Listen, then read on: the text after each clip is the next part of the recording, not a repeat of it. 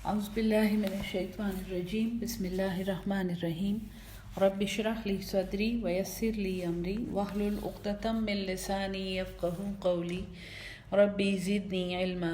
بسم اللہ الرحمن الرحیم۔ سورہ البقرہ آیت نمبر 72۔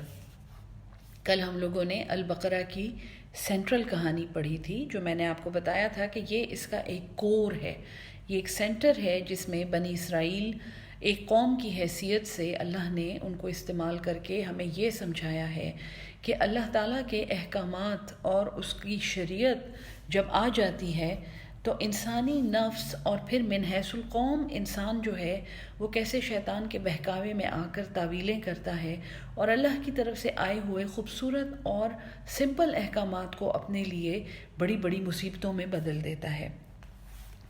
اس کے بعد ایک اور بنی اسرائیل ہی کی ایک اور آپ سمجھیں کہ ایک من حیث القوم ان کی ایک گندگی بتائی جا رہی ہے، کیونکہ یہ اب ہم جو توحید کا چیپٹر ہے البقرہ کا، آیت نمبر 1 سے لے کر آپ سمجھیں کہ تقریباً 97 تک یہ توحید کا چیپٹر ہے، اور اس میں اللہ تعالیٰ نے ایک تو توحید کا ایسنس سمجھایا ہے کہ توحید اصل میں کیا ہے، ایک موحد انسان جو ہے وہ کیسے سوچتا ہے، وہ کیسے بلا چوں چرا اللہ کے احکامات کو مانتا ہے، اور دوسری بات جو اللہ نے سمجھائی ہے وہ یہ ہے کہ شیطان کن طریقوں سے حملہ آور ہوتا ہے اور انسانی نفس کو کس کس طریقے سے بہکا کر اور پھسلا کر اللہ کی نافرمانی پہ مجبور کرتا ہے۔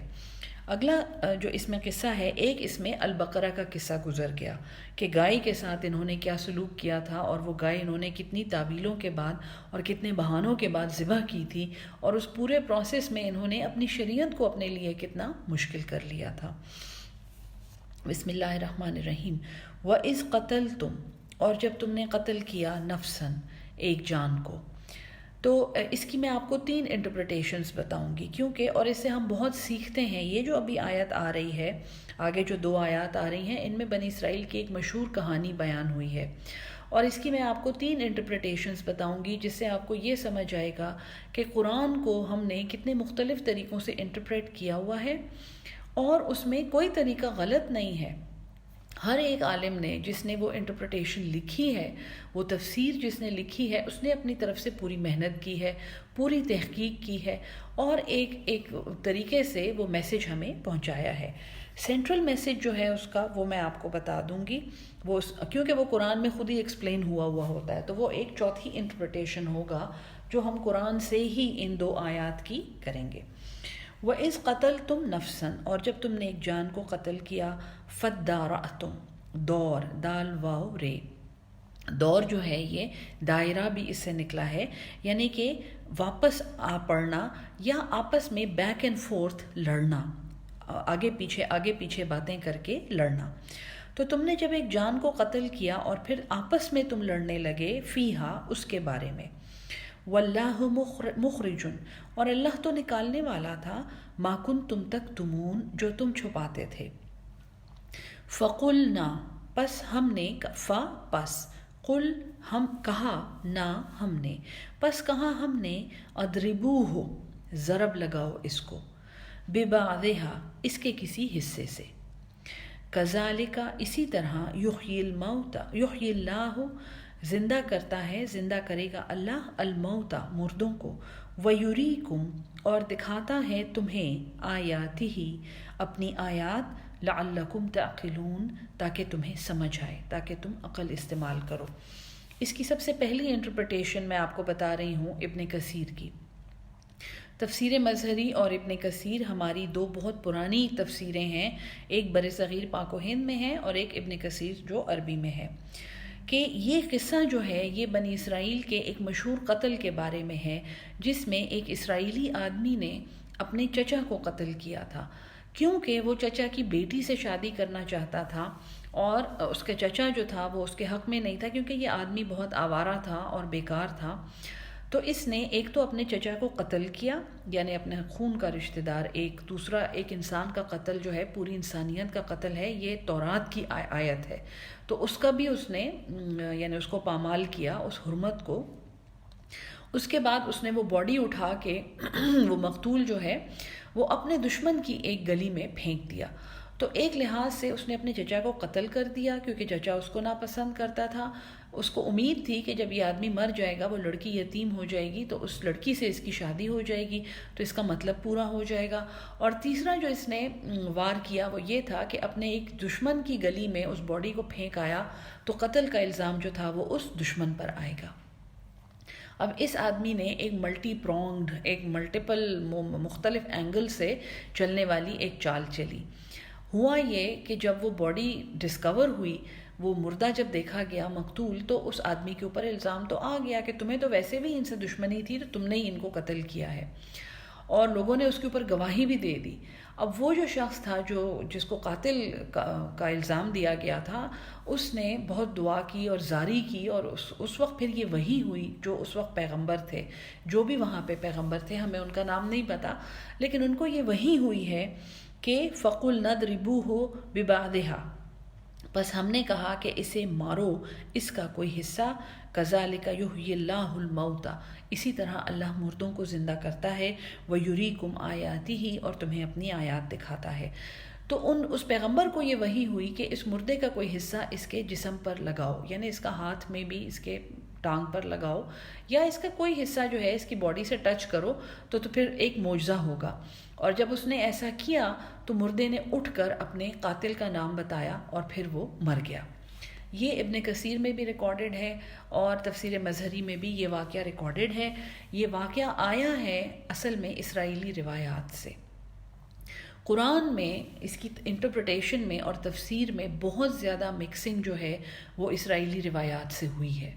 یہ ایک سالڈ فیکٹ ہے اور یہ عالم مانتے ہیں. وہ یہ کہتے ہیں کہ ہمارے پاس ان واقعات کا کوئی اور ریفرنس نہیں ہے. جب ہم قرآن میں ایک بات پڑھتے ہیں تو ہم آسمانی صحائف کو دیکھتے ہیں، انجیل کو دیکھتے ہیں، تورات کو دیکھتے ہیں، ان میں بھی اگر ویسی آیات ہوں تو پھر ہم ان آیات کے پس منظر کو دیکھتے ہیں، ہم ان کی تفسیروں کو دیکھتے ہیں. اور ان کی تفسیروں میں ظاہر ہے اسرائیلی عالم ہیں، نصرانی عالم ہیں، انہوں نے اپنی انٹرپریٹیشنز لکھی ہیں اور اپنی ہسٹری کی کتابوں کے مطابق لکھی ہیں.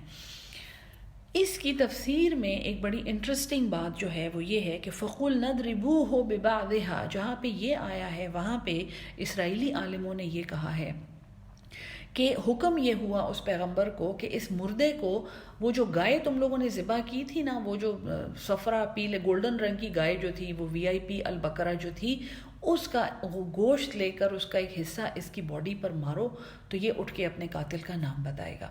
یہ ایک اسرائیلی روایت ہے جو ہماری تفسیروں میں بھی پائی جاتی ہے. اب میں آپ کو اس کی ایک دوسری انٹرپریٹیشن بتاتی ہوں جو ہمارے ریلیٹیولی ماڈرن عالموں نے کی ہیں، اور وہ عربی کے قواعد کے لحاظ سے بالکل ٹھیک ہے. وہ یہ ہے، جیسے سید قطب شہید ہیں، انہوں نے ریفرنس دیا ہے لیکن انہوں نے بالکل اسرائیلی روایت بیان نہیں کی. اس کے بعد مولانا مودودی کی تفسیر ہے جو میں نے آپ کو پہلے بتایا ہے کہ میں اسے صرف شان نزول کے لیے استعمال کرتی ہوں. آیات کی انٹرپریٹیشن جو ہے وہ صرف مودودی سے نہیں لی جا سکتی. مولانا مودودی رحمۃ اللہ علیہ بہت محنت کی انہوں نے اور بہت زبردست کمپائلیشن کی ہے، لیکن ان کا تعلق بر صغیر پاک و ہند سے تھا اور وہ عربی میں سیلف ٹاٹ تھے، انہوں نے کسی عربی سے عربی نہیں سیکھی تھی.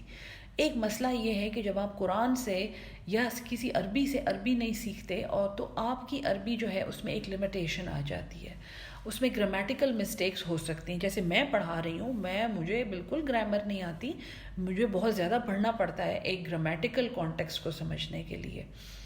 تو ہماری جو ذرا ماڈرن تفسیریں ہیں اس میں یہ ہے کہ جب تم نے ایک انسان کو قتل کیا اور پھر آپس میں اس کے بارے میں لڑنے لگے تو اللہ تو وہ نکالنے والا تھا جو تم چھپاتے ہو.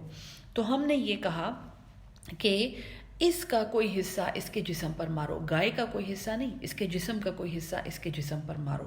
یہ دوسری انٹرپریٹیشن ہے. اور اسی طرح اللہ مردوں کو زندہ کرتا ہے اور تمہیں اپنی آیات دکھاتا ہے.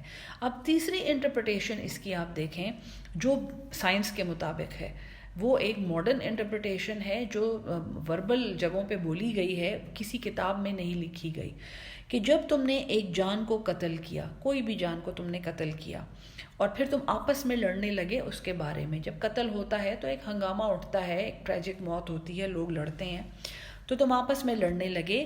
اور واللہ، اور اللہ تو یعنی اللہ ہی مخرج ما کنتم تکتمون، وہ نکالتا ہے جو تم چھپاتے ہو۔ تو ایک قتل کر کے جب تم شور مچاتے ہو اور ہنگامہ کرتے ہو تو اس وقت اللہ تمہیں حقیقت دکھاتا ہے۔ اور اللہ نے کہا کہ اس کے جسم کا ایک حصہ دوسرے پر مارو، یعنی اس کے جسم کا ایک حصہ دوسرے سے چھوؤ۔ اور ہمیں یہ پتہ ہے کہ ماڈرن فورینسکس جو ہیں اور ماڈرن پیتھولوجی جو ہے، جتنا بھی کرمنل فورینسک ہے، وہ باڈی میں سے ایویڈنس نکالتا ہے۔ ایک قاتل کے جسم میں سے فنگر پرنٹس تو اب پرانے زمانے کی بات ہو گئی ہے، فنگر پرنٹس تو مجھے لگتا ہے 50 سال پرانی بات ہو گئی ہے، 100 سال پرانی بات ہو گئی ہے۔ فنگر پرنٹس کے علاوہ ایک جسم پر، ایک انسان کے جسم پر ملنے والے جو مولیکیولز ہوتے ہیں، یعنی مجھے ایک کیس پتہ ہے امریکہ میں جو ڈیوڈرنٹ کے ایک مولیکیول سے جس کے قاتل کو پکڑا گیا تھا، وہ جس قسم کی خوشبو لگاتا تھا وہ قاتل، وہ مولیکیول باڈی پہ سے اٹھایا گیا تھا اور اس کا قاتل معلوم کیا گیا تھا۔ تو اسی جسم کے اندر سارا ایویڈنس ہوتا ہے۔ اس آیت میں اللہ نے ہمیں یہ بتایا ہے کہ ہم نے کہا کہ اس کے جسم کا ایک حصہ دوسرے سے چھوؤ تو اللہ تو وہ نکال کے ظاہر کر دے گا جو تم چھپا رہے ہو۔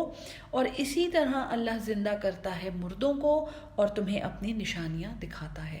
تو میں نے آپ کو 4 انٹرپریٹیشنز بتائی ہیں، اور یہ میں نے آپ کو پڑھانے کی حیثیت سے، یعنی آپ کو سمجھانے کے لیے بتائی ہیں کہ قرآن ہم کب کھولیں؟ قرآن ہم ہر لمحہ کھولیں۔ بہتر ہے کہ قرآن ہمیں یاد ہو۔ اس عمر میں آ کے مجھے یہ احساس ہو رہا ہے کہ مجھے قرآن حفظ ہونا چاہیے، کیونکہ ہماری زندگی کا کوئی ایسا اسپیکٹ نہیں ہے جس میں قرآن کی اپلیکیشن نہیں ہے۔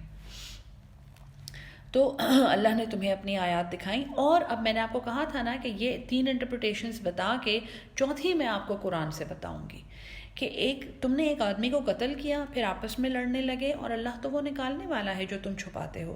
اور ہم نے کہا کہ اس کے جسم کا ایک حصہ دوسرے پر مارو، اور اسی طرح اللہ مردوں کو زندہ کرتا ہے۔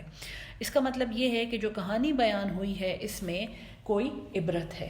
کذالک، بالکل اسی طرح جیسے یہ ہم نے تمہیں بتایا، یحیی اللہ الموتیٰ، اللہ مردوں کو زندہ کرے گا، وَیُرِیکُمْ آیَاتِهِ، اور وہ تمہیں اپنی آیات دکھاتا ہے، لعلکم تعقلون، تاکہ تم عقل استعمال کرو۔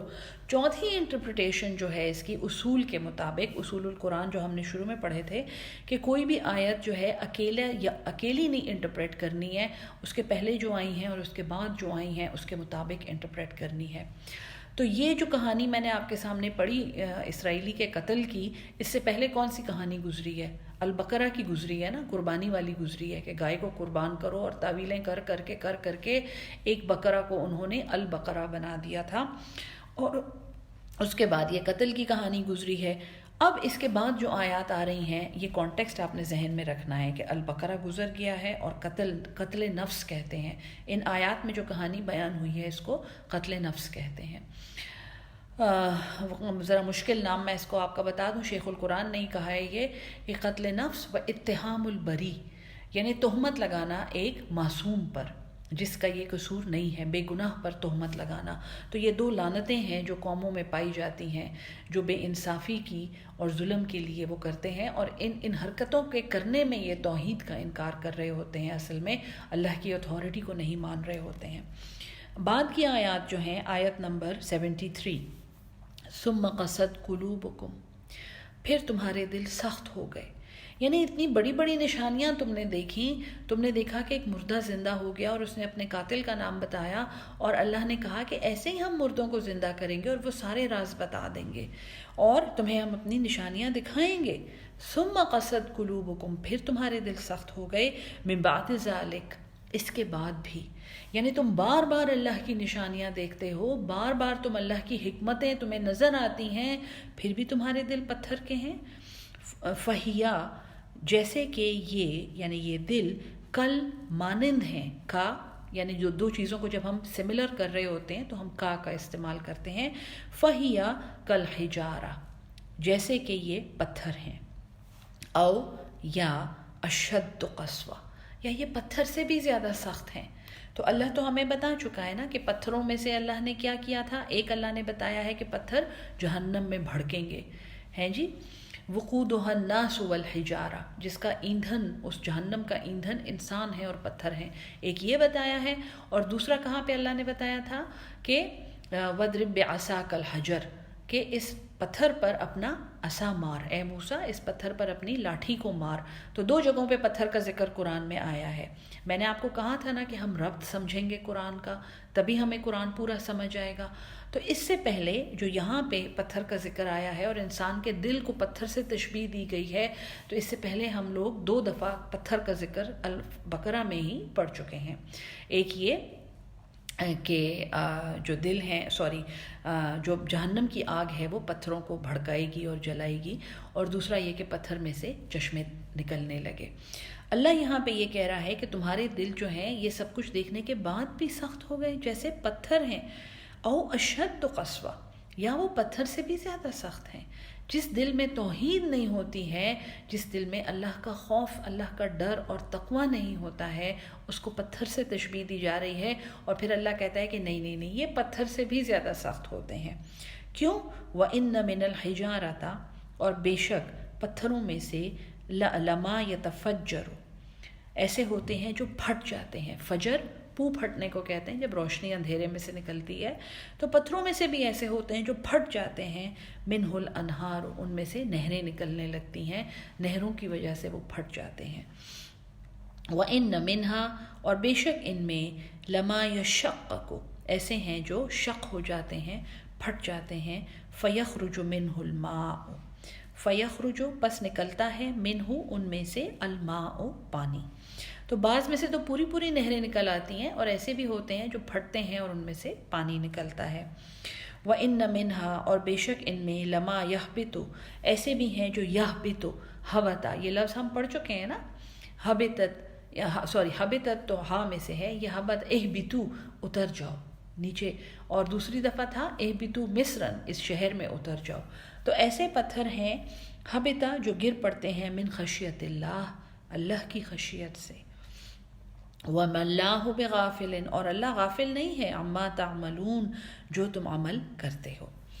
اب یہ آیت پڑھ کے یہ پتہ چلتا ہے کہ پیچھے جو البقرہ کی آیت گزری ہے اور جو یہ آگے آیت آ رہی ہے، یہ آگے آیت جو آئی ہے قتل نفس کی اور بے گناہ پہ الزام لگانے کی، تہمت لگانے کی، ان 2 آیات کو سامنے رکھ کر اللہ یہ کہہ رہا ہے کہ تمہارے دل پھر بھی اتنے سخت ہو گئے، تمہارے دل پھر بھی پتھروں جیسے ہو گئے، بلکہ پتھروں سے بھی زیادہ سخت ہو گئے، کیونکہ پتھر تو اللہ کی اطاعت میں داخل ہے، وہ تو باارادہ مخلوق نہیں ہے۔ اس کو جب اللہ حکم دیتا ہے تو اس میں سے نہریں نکل آتی ہیں، وہ پھٹ جاتا ہے، اس میں سے پانی نکل آتا ہے۔ اس کو جب اللہ حکم دیتا ہے وہ نیچے گر پڑتا ہے۔ تمہارے دل ایسے ہیں کہ یہ اللہ کے حکم سے اور اللہ کی آیات دیکھنے کے بعد بھی ہلتے نہیں ہیں، تمہارے دل نرم نہیں ہوتے۔ افتت معون، کیا، فا پس، تا تم، کیا پس تم، پھر ہے توا میم عین طمع، لالچ رکھتے ہو، امید رکھتے ہو۔ کیا پس تم امید رکھتے ہو، ان یؤمنوا لکم، یہ کہ وہ تمہارے لیے ایمان لائیں گے۔ ان کے یہ دل جو یہ سب کچھ دیکھ چکے ہیں، اے محمد صلی اللہ علیہ وسلم، اے قرآن پڑھانے والوں، اے حق کی دعوت دینے والوں، اپنے کان کھول کر سن لو، تم اب بھی یہ امید رکھتے ہو کہ یہ تمہارے لیے ایمان لے آئیں گے۔ وَقَدْ كَانَ فَرِيقٌ، اور تحقیق ایک گروہ ان میں تھا، منہم انہی میں سے، یسمعون کلام اللہ، جو اللہ کا کلام سنتے تھے، ثم یحرفونہ، پھر وہ اس میں تحریف کرتے تھے۔ یہ جو ہم لپیٹ رہے ہیں نا اب توحید کا چیپٹر، تو توحید کے کانسیپٹ کا جو سب سے بڑا دشمن ہے وہ تحریف ہے۔ تحریف کس چیز کو کہتے ہیں؟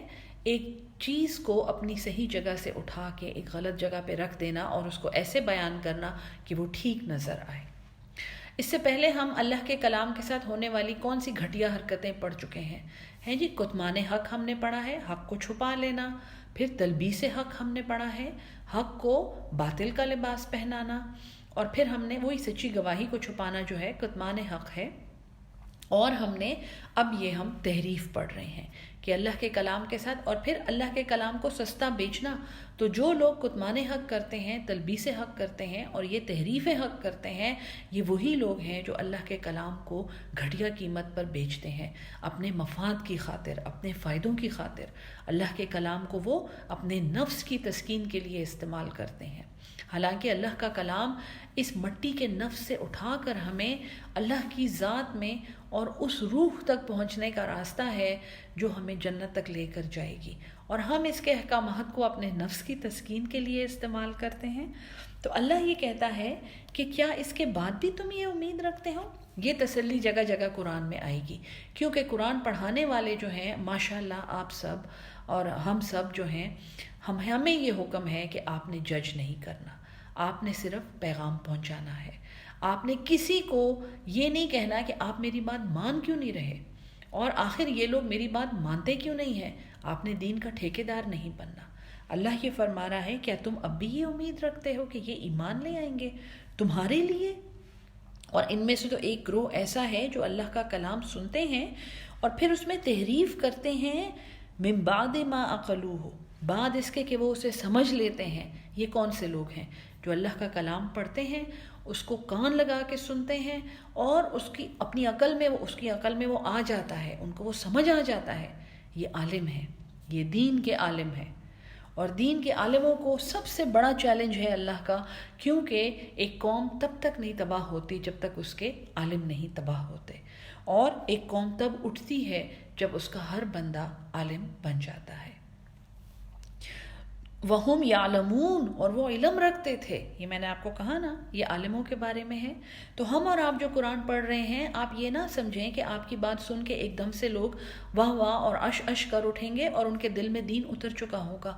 جی نہیں، ہمیں سب سے پہلے تو وہ ہتھیار سمجھنے کی ضرورت ہے جو عالم لوگ دین کو پامال کرنے کے لیے استعمال کرتے ہیں، اور میں نے آپ کو بتایا کہ ان میں تحریف سب سے خطرناک ہتھیار ہے.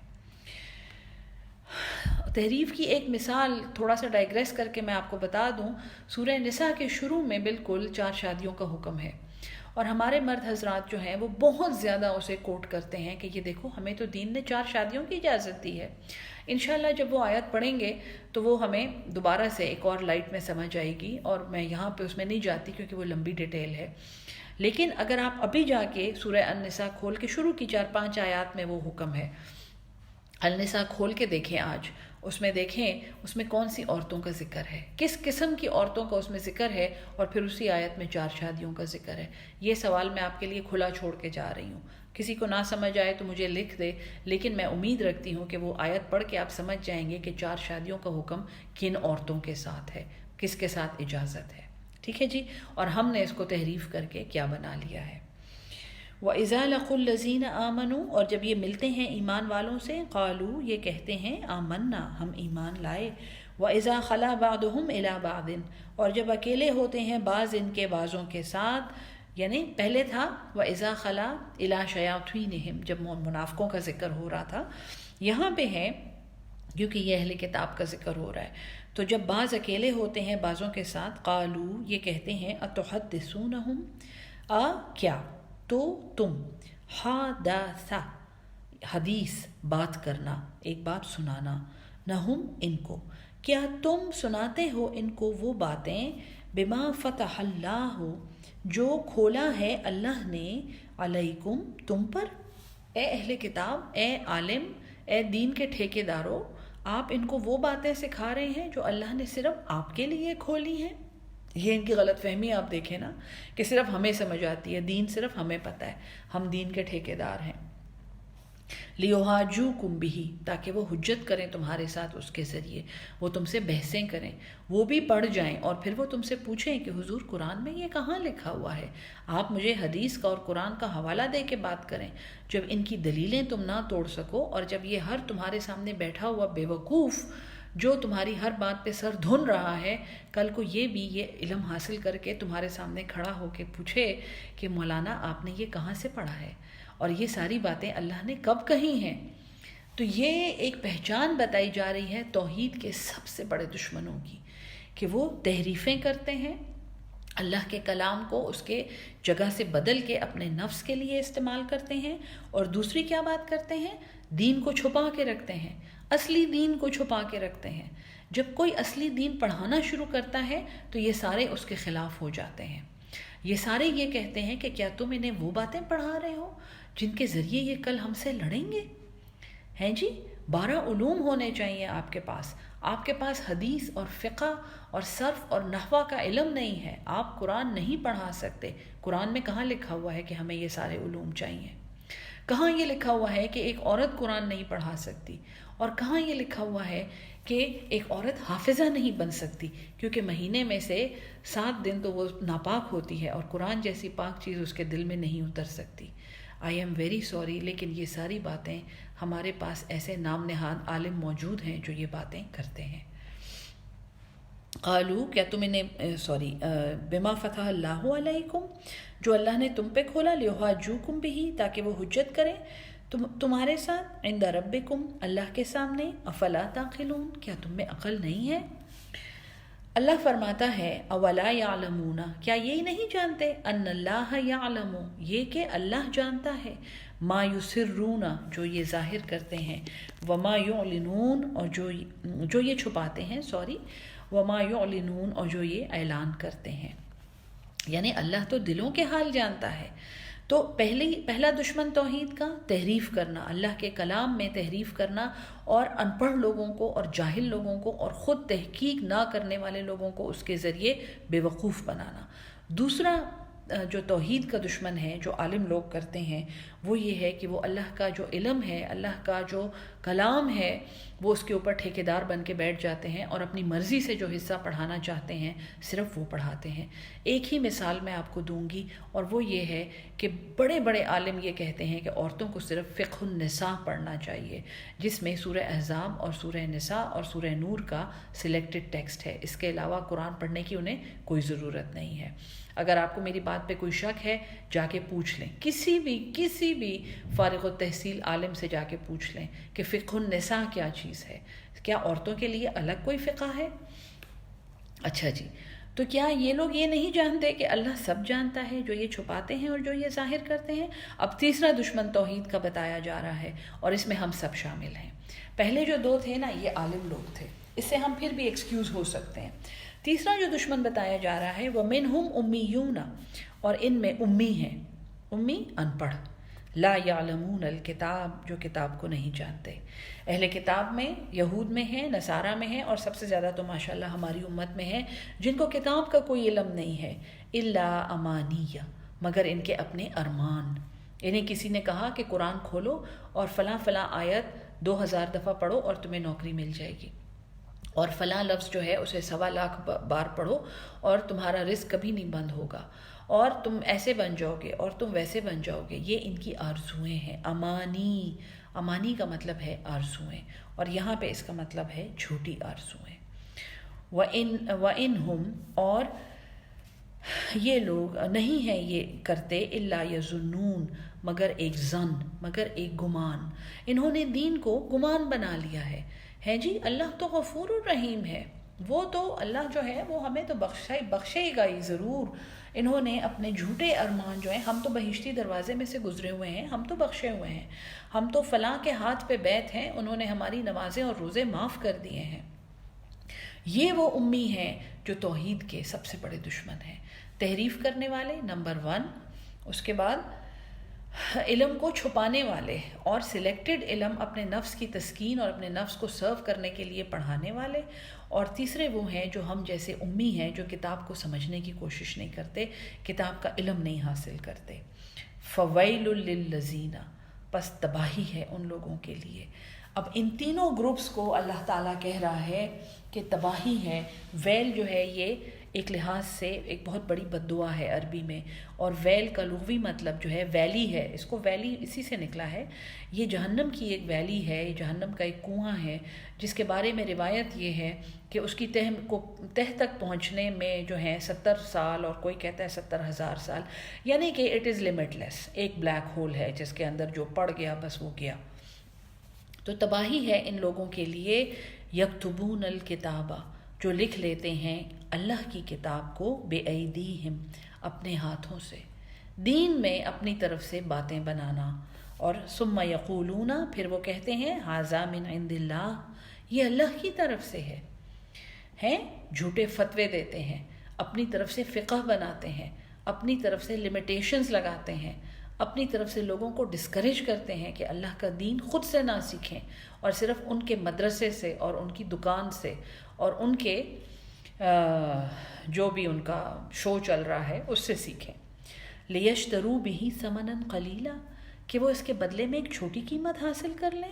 فویل لہم، پس تباہی ہے ان سب کے لیے، مما کتبت ایدیہم، اس میں سے جو لکھا ان کے ہاتھوں میں، وویل لہم، اور تباہی ہے ان کے لیے، مما یکسبون، وہ جو اس میں سے جو یہ کماتے ہیں۔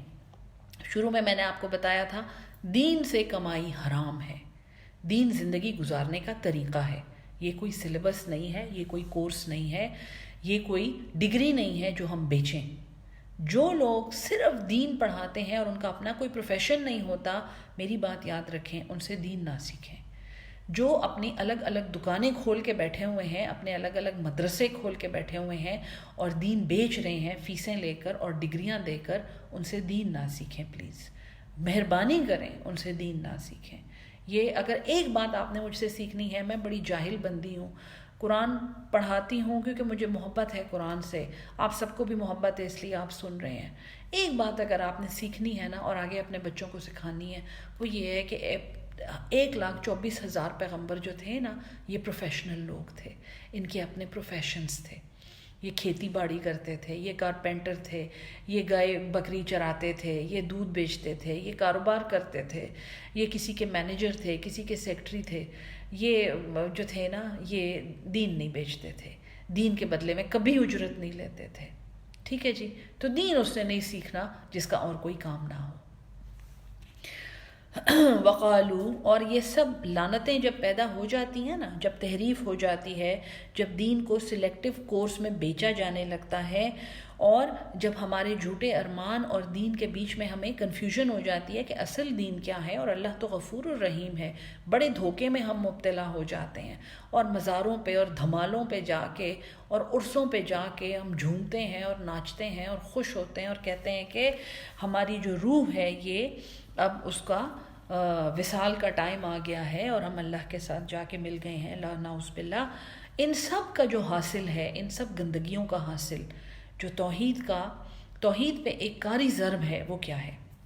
وقالو، آیت نمبر 80، لن تمسن النار، ہرگز نہیں چھوئے گی ہمیں آگ، الا مگر ایام معدودہ، مگر گنتی کے چند دن، بس جی۔ جو اس دھوکے میں مبتلا ہو گیا کہ ہم کیسے آگ میں جائیں گے، ہم تو کلمہ گو ہیں۔ یہود کیا کہتے ہیں؟ ہم اللہ کے پیارے ہیں، ہم اللہ کے فیورٹ ہیں، اللہ کی سب سے پیاری نیشن ہے، ہم سب سے بڑا اس نے ہمارے اوپر انعام کیا ہے، سارے پیغمبر ہم میں آئے ہیں، ساری شریعتیں ہم میں آئی ہیں، ہم جو ہیں ہم نے 40 دن بچھڑے کی عبادت کی تھی، تو ہم 40 دن صرف جہنم میں جائیں گے اور اس کے بعد ہم جنت میں، ہم تو جنت ہے ہی ہمارے لیے۔ یہود یہ کہتے ہیں۔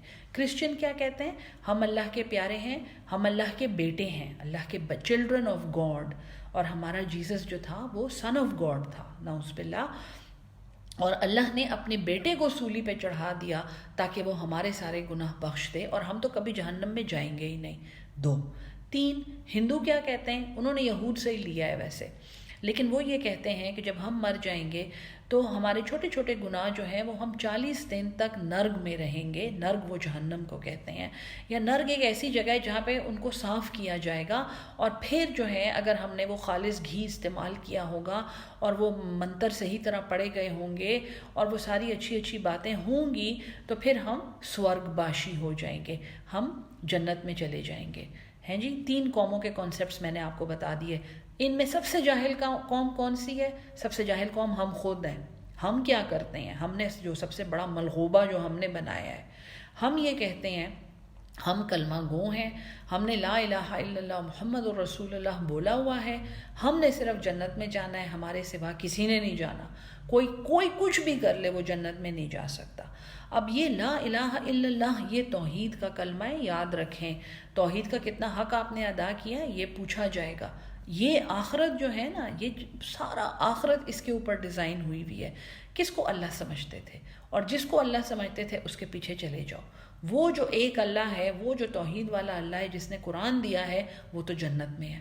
وہاں پہنچ جاؤ کہ اس کے پیچھے، اگر اس کے پیچھے لگے رہے ہو ساری عمر. اگر کسی اور کے پیچھے گئے ہو، اس کا تو ایک ہی ٹھکانہ ہے، اور وہ آگ ہے، اور تم نے وہاں جانا ہے. یاد رکھیں، جس نے یہ کہا، اور یہ 40ویں کا کانسیپٹ بھی میں نے آپ کو سمجھا دیا، یہود سے آیا ہے، کیونکہ 40 دن ہم نے بچڑے کی عبادت کی تھی. ابھی ہم نے سورہ البقرہ میں پڑھا ہے.